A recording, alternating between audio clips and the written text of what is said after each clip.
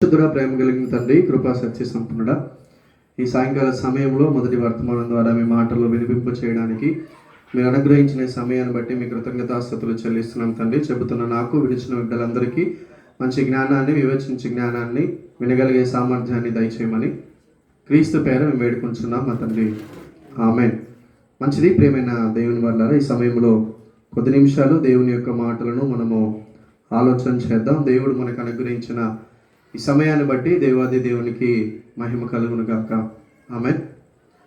మన ఆత్మీయ జీవితానికి అవసరమైన ఎన్నో మంచి పాఠాలు దేవుడు పరిశుద్ధ గ్రంథంలో మనకి రాయించి మన చేతిలోనికి దేవుడు అనుగ్రహించి ఉన్నాడు. మన చేతిలోనికి పరిశుద్ధ గ్రంథం రావడానికి, ఇందులో ఉన్న నీతిమంతుడైన యేసుప్రభు వారి గురించి చదువుకోవడానికి, వాక్యాన్ని ధ్యానించడానికి, ప్రార్థన ఎలా చేయాలో నేర్చుకోవడానికి, ఇందులో ఉన్న కీర్తనలు చక్కగా ఒక పాటగా రాసుకొని పాడుకోవడానికి, దేవునితో ఎలా మాట్లాడాలో, మనుషులతో ఎలా మాట్లాడాలో ఈ గ్రంథం మనకి నేర్పిస్తుంది. దేవునితో మనం ఎలా సహవాసం చేయాలో అనేది కూడా ఈ గ్రంథం మనకి నేర్పిస్తుంది. ఇలాంటి ఎన్నో విలువలు కలిగిన ఈ పుస్తకాన్ని కొంతమంది సేవకులు మనకి ఉచితంగా ఈ బైబిల్ గ్రంథాన్ని మన చేతికి అందిస్తూ ఉంటారు కదా. ఈ బైబిల్ మన చేతిలోనికి రావడానికి ఎందరో ప్రాణత్యాగాలు చేసిన వారు ఉన్నారు. ఎందరో మహనీయులు వారి ప్రాణాలను అర్పించి ఈ గ్రంథాన్ని కాపాడి, ఈ గ్రంథాని కోసం పోరాడి అనేక మంది చేతిలో ఈ పరిశుద్ధ గ్రంథం ఉండాలి, ఈ గ్రంథాన్ని చదివితే ప్రతి మనిషి దగ్గరకు అవుతాడు, ప్రతి మనిషి నీతిమంతుడు అవుతాడు, ప్రతి మనిషి పరిశుద్ధుడు అవుతాడు అని చెప్పి ఎందరినో దేవుడు ప్రేరేపించి వారిని నిలబెట్టినప్పుడు వారి ప్రాణాలు సైతం కూడా లెక్క చేయకుండా ఈ గ్రంథం కోసం పోరాడిన వారిని మనం అనేక మందిని మన చరిత్రలో చూస్తాం. కానీ ఉచితంగా మన చేతిలోనికి వచ్చిన ఈ గ్రంథం యొక్క విలువ చాలామందికి అర్థం కాక ఎక్కడ పడితే అక్కడ పరిశుద్ధ గ్రంథాన్ని పెట్టేస్తూ ఉంటారు, ఎలా పడితే అలా గ్రంథాన్ని పక్కన పడేస్తూ ఉంటారు. అంటే వారికి గ్రంథం యొక్క విలువ అర్థం కాలేదని మనకి వారు చూపిస్తున్న కేరింగ్ని బట్టి, వారు చూపిస్తున్న ఆ క్రియలను బట్టి మనకు అర్థమవుతుంది. ఆ గ్రంథానికి వాళ్ళు ఎంత రెస్పెక్ట్ ఇస్తున్నారు, పరిశుద్ధ గ్రంథాన్ని వాళ్ళు ఎంత ప్రేమిస్తున్నారు అనేది వారు పట్టుకున్న విధానాన్ని బట్టి, వారు నడుచుకుంటూ వస్తున్న విధానమును బట్టి, వారి ఇంట్లో బైబిల్ పెట్టుకున్న స్థలాన్ని బట్టి మనకు అర్థమైపోతూ ఉంటుంది గ్రంథానికి వీరు ఎంత విలువనిస్తున్నారు అనేది. కాబట్టి ప్రియమైన దేవుని వల్లరా, మన ఆత్మను కాపాడే, మన ఆత్మను రక్షించే ఈ పరిశుద్ధ గ్రంథాన్ని మనం ఎంతో జాగ్రత్తగా దీన్ని దాచిపెట్టుకోవాలి. ఎంతో జాగ్రత్తగా దీన్ని ప్రతిరోజు మనము చదవడానికి ప్రయత్నం చేయాలి.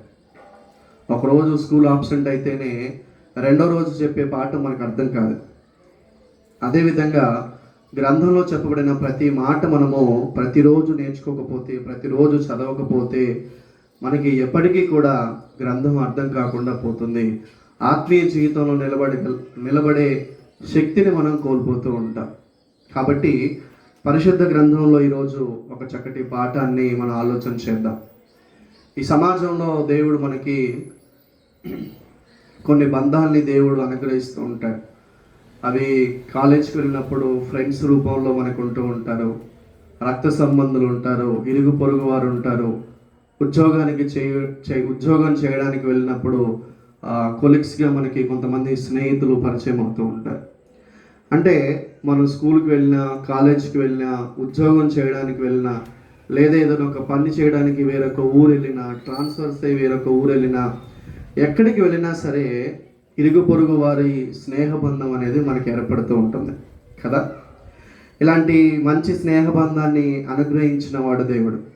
అంటే మనం ఒక ఊరు నుంచి మరొక ఊరికి మనం వెళ్తున్నాము, లేదా మనం చేస్తున్న ఉద్యోగంలో, మనం చేస్తున్న పనుల్లో ఒక కొత్త వ్యక్తులు మనకి పరిచయం అవుతున్నారు అంటే మొదట వారితో మనం స్నేహం చేయాలి అని మనం ఆలోచించాలి. దేవుని ప్రేమను వారికి కనపరచాలి, దేవుని వారికి పరిచయం చేయాలి, దేవుని సువార్తను నిజంగా వారికి మనం చెప్పాలనే ఆలోచన మన మనసులోనికి రావాలి. మనకి ఎవరైనా కొత్త వ్యక్తులు పరిచయం అయినప్పుడు వెంటనే వారి దగ్గరికి వెళ్ళి యేసుప్రభు వారి గురించి చెప్తే వింటారా? ఎవరు కూడా తొందరగా వినడానికి ఆసక్తి చూపించరు. కారణం, ఈ లోకంలో యూట్యూబ్లో కనిపిస్తున్న అనేకమైన హేళన విషయాలను బట్టి ఎవరు కూడా యేసుప్రభు వారి గురించి వినడానికి తొందరగా ఆశ చూపించరు. కాబట్టి మనకి ఎవరైనా ఇరుగు పొరుగు వారు పరిచయం అయినప్పుడు, కుటుంబ సభ్యులు కొత్తగా మనకి పరిచయం అయినప్పుడు, లేదా స్నేహితులు మనకి తెలిసినప్పుడు, వారు ఎదురుపడినప్పుడు వారు నిత్యం మన పక్కనే ఉంటారు కాబట్టి మొదటిగా వారితో ఎంతో ప్రేమగా నడుచుకుంటూ ఉంటే, దేవుని ప్రేమనే మనం కనపరచాలి, మన ప్రేమను కాదు. దేవుని ప్రేమను కనపరుస్తూ వారితో స్నేహం చేస్తూ ఉంటే ఒక వారం రోజుల తర్వాత, 2 వారాల తర్వాత ఖచ్చితంగా ఆ వ్యక్తి మనం ఏది చెప్పినా సరే ఆలకించడానికి, ఏది చెప్పినా సరే ఆ వ్యక్తి వినడానికి ఆసక్తి చూపిస్తూ ఉంటాడు. కానీ మనం వెంటనే వెళ్ళి సువార్తను చెప్పాలి అంటే ఎవరు కూడా తొందరగా గ్రహించరు, ఎవరు కూడా తొందరగా ఆలకించడానికి, వినడానికి కూడా ఇష్టపడరు.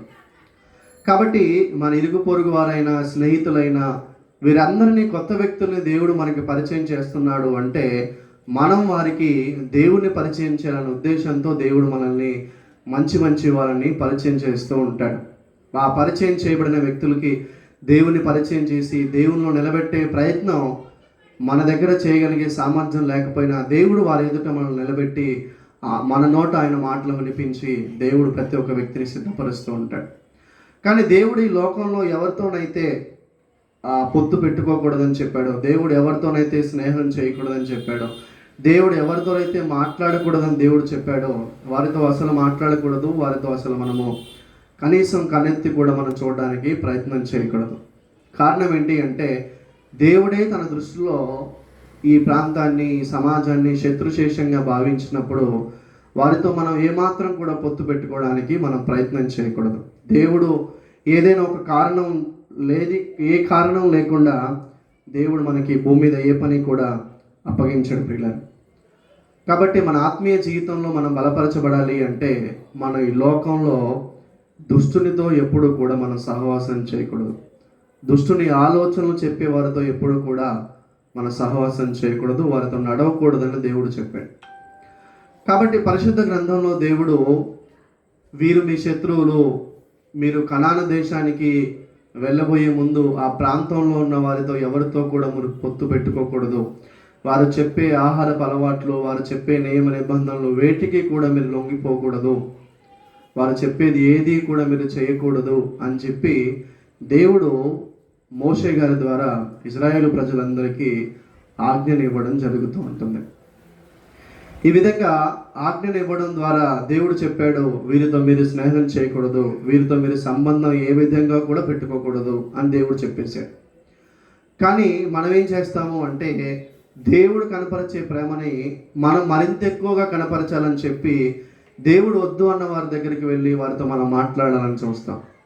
దేవుడు వద్దు అన్న వారి దగ్గరికి వెళ్ళి మనము ఏదో వారిని మార్చేయాలి, ఏదో మనం వారిని దేవుని దగ్గరికి నిలబెట్టాలని మనం ప్రయత్నం చేస్తూ ఉంటాం. కానీ మన జీవితంలో మనం ఎప్పుడైతే దేవుని హృదయంతో అంటుకట్టబడుతూ ఉంటామో, దేవుని సన్నిధిలో మనం ఎదుగుతూ ఉంటామో, దేవుని హృదయాన్ని తెలుసుకోవడానికి మనం గ్రంథాన్ని ఎప్పుడు చదువుతూ ఉంటామో ప్రార్థనాపూర్వకంగా, మనం ఎవరితో మాట్లాడాలో, ఎవరికి సువార్తను చెప్పాలో దేవుడే మనకి ద్వారాలు తెరుస్తూ ఉంటాడు. దేవుడే మనకి ఎవరి దగ్గరికి వెళ్ళి మన దేవుని మాటలు చెప్పాలని దేవుడే ఆ సమయాన్ని దేవుడు మనకి ఇస్తూ ఉంటాడు. కాబట్టి ప్రియమైన దేవుని వల్లారా, పరిశుద్ధ గ్రంథంలో దేవుడు ఆజ్ఞ ఇచ్చాడు, మీరు కనాను ప్రాంతంలో ఉన్న ప్రజలతోనైనాను, స్త్రీలతోనైనాను మీరు ఏమాత్రం కూడా పొత్తు పెట్టుకోకూడదు, దేవుడు వద్దు అన్న ప్రజలతో మీరు ఏమాత్రం కూడా స్నేహం చేయకూడదని దేవుడు సెలవిచ్చాడు. కాబట్టి ఈ రీతిగా దేవుడు చెప్పిన మాటను వినకుండా, దేవుడు చెప్పిన మాటను ఆలకించకుండా జ్ఞాని అయిన సొలొమోను గారు ఒక విధమైన తప్పును చేయడం మనం చూస్తాం. ఆ వచనాన్ని మనం ఒకసారి చదువుకుందాం. రాజుల మొదటి గ్రంథము 4వ అధ్యాయము 11వ వచనాన్ని మనం ఒకసారి చదువుకుందాం ప్రియులారా. రాజుల మొదటి గ్రంథము 4వ అధ్యాయము 11వ వచనాన్ని మనం చదువుకుందాం.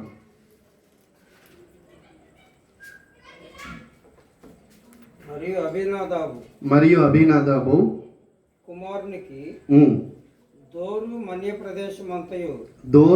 ప్రదేశమంతయు నియమింపబడెను. సొలొమోను కుమార్తె అయిన తాపాతు ఇతని భార్య. చాలు చూడండి ప్రియమైన దేవుని పిల్లలారా, జ్ఞాని అయిన సొలొమోను గారు తన కుమార్తె అయిన టాపాతును దోరు మన్య ప్రదేశం అంతటికి రాజుగా ఉన్న వ్యక్తికి తన కుమార్తెని ఇచ్చి వివాహం చేశాడు. ఈ దోరు అనే ప్రాంతం కనాను ప్రాంతానికి ఉత్తరంగా ఎత్తైన ప్రదేశంలో ఉండడం మనం చూస్తాం. అంటే జ్ఞాని అయిన సొలొమోను గారు 12 నెలలు ఆహారాన్ని సరఫరా చేయడానికి కొంతమంది రాజులను ఎన్నుకోవడం మనం చూస్తాం. అది 8వ వచనం నుంచి ప్రారంభమవుతుంది. 12 మంది రాజులను ఎన్నుకుంటాడు. ఆ 12 మంది రాజులను ఎన్నుకునే క్రమంలో ఈ దోరు ప్రాంత్య ప్రదేశం అంతటికి రాజుగా వ్యవహరిస్తున్న వ్యక్తిని జ్ఞాని అయిన సొలొమోను గారు తన కుమార్తెని ఇచ్చి వివాహం చేయడం చూస్తూ ఉంటాం. జ్ఞాని అయిన సొలొమోను గారి యొక్క ఆలోచన ఒక విధంగా బైబిల్ పండితులు ఏమని చెప్తారు అంటే, దేవుడు కనాను ప్రదేశంతో పొత్తు పెట్టుకోకూడదు అని చెప్పాడు కదా. ఒకవేళ మనము మన కూతుర్ని ఆ రాజుకి ఇస్తే, ఆ ప్రాంత సభ్యుడికి ఇస్తే వారు సమాధాన పడడానికి వస్తారు కదా. వారితో స్నేహం చేసి వారితో మనము ప్రేమగా నడుచుకొని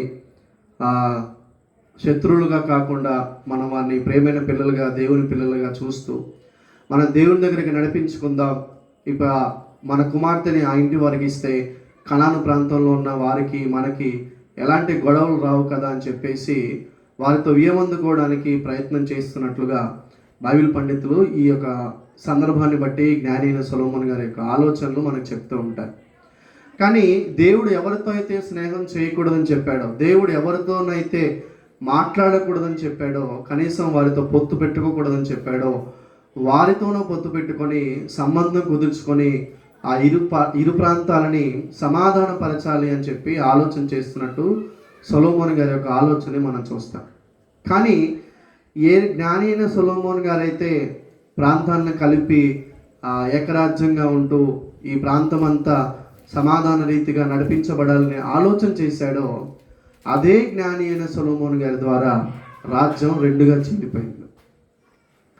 అంటే మనమేదో మంచి ఆలోచన చేసి, మనమేదో మంచి ప్రయత్నం చేసి, మనమేదో మన మంచి ఆలోచనలతో, మంచి తలంపులతో మనం దేవుని దగ్గరికి రావడానికి మనం ప్రయత్నం చేస్తే కొన్నిసార్లు మాత్రమే మనం దేవుని దగ్గరికి రాగలుగుతాము.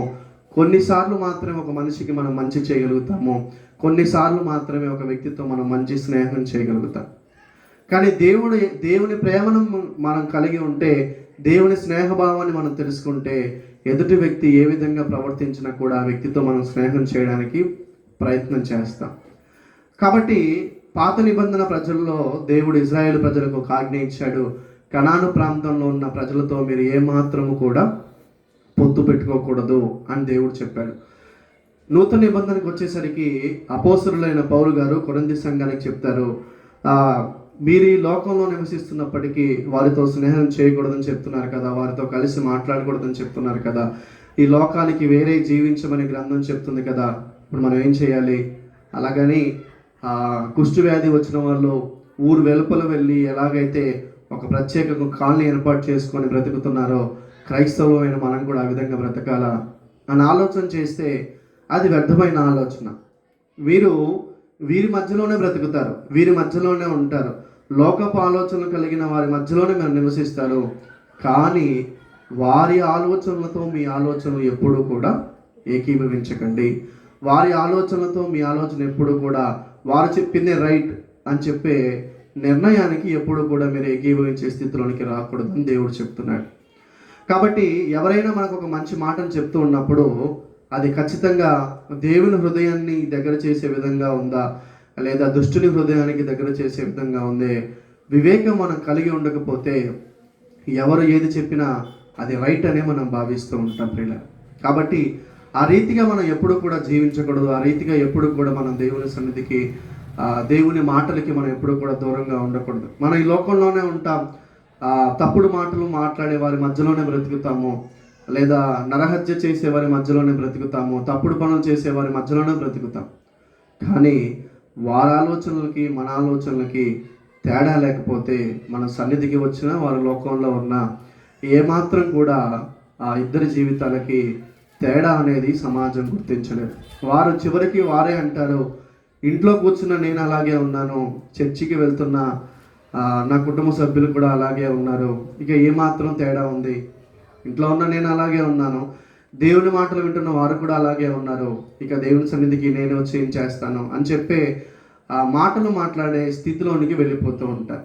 కాబట్టి జ్ఞాని అయిన సొలొమోను గారు ఏదో మంచి ఆలోచన చేసి రాజ్యాన్ని కలపాలని చూశాడు, కానీ ఆ వ్యక్తి ద్వారానే, ఆ రాజు ద్వారానే రాజ్యం రెండుగా చీలిపోవడం అనేది మనం గమనిస్తూ ఉంటాం. కాబట్టి మన ఆత్మీయ జీవితంలో కూడా మనము దేవుని సువార్తను ప్రకటించడానికి మనం ముందుకు వెళ్ళాలి, దేవుని ప్రేమను కనపరచడానికి మనం ముందుకు వెళ్ళాలి. దేవుడు వారితో మాట్లాడుతూ ఉంటాడు, దేవుడు తన హృదయాన్ని వారితో వ్యక్తపరుస్తూ ఉంటాడు. అప్పుడు వారు దేవుని ప్రేమను గ్రహించి దేవుని దగ్గరికి రావడానికి, దేవునితో సమాధాన పడడానికి వారు మంచి మనస్సును కలిగి ఉంటారు. మనం మంచి మనస్సుతో దేవుని సువార్తను ప్రకటించిన దేవుని హృదయాన్ని మాత్రం మనం ప్రకటించకపోతే వారి హృదయాలు ఎప్పుడు కూడా దేవుని హృదయంతో పెనవేసుకొని జీవించలేవు. కాబట్టి మన ఆలోచనలు, మన జ్ఞానాన్ని, మన హృదయాన్ని పక్కన పెట్టేసి దేవుని సువార్తను, దేవుని హృదయాన్ని ప్రకటించే వారిగా మనం ముందుకు వెళ్ళాలని కోరుకుంటూ ఈ మాటలు ముగిస్తున్నాను. చిన్న ప్రార్థన చేస్తున్నాం.